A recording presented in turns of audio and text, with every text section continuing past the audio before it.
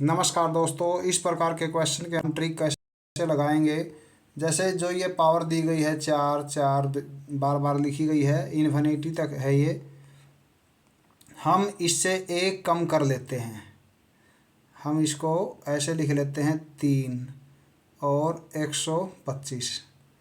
तो इस 3 का क्या अर्थ है कि ये पावर 1/3 लिखी जाएगी। तो 125 जो है 5 की पावर 3 होता है, और ये 1/3 भी साथ में लिख लेते हैं मल्टीप्लाई में। तो ये आपस में कैंसिल हो जाएंगे, तो हमारा आंसर 5 बच जाएगा। तो 5 हमारा ऑप्शन ए दिया गया है। इसी प्रकार और क्वेश्चन है हमारे पास।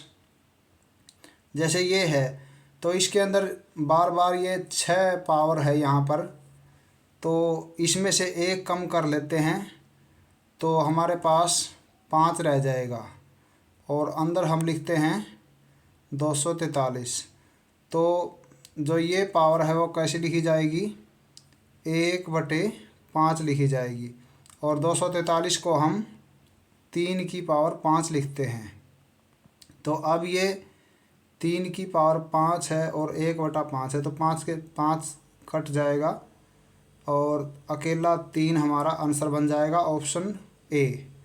इसी प्रकार इस क्वेश्चन में देखिए, जैसे 64 है, 64 हम लिखते हैं, और जो ये 3 है, 3 को हम कैसे लिख सकते हैं, 1 माइनस करके लिखना, हमने 2 लिख लिया। तो 64 को हम किसका स्क्वायर लिख सकते हैं, 8 का स्क्वायर लिख सकते हैं। तो 1/2 पावर रह जाएगी वर्गमूल के लिए। इस वर्गमूल के लिए हम 1/2 लिख लेते हैं, और 64 के स्थान पर लिख लेते हैं 8 का स्क्वायर। तो इस 2 से ये 1/2 कैंसिल हो जाएगा। तो 2 से 2 कैंसिल होने के बाद 8 हमारा आंसर बच जाएगा, ऑप्शन 20 का आंसर बन जाएगा। धन्यवाद।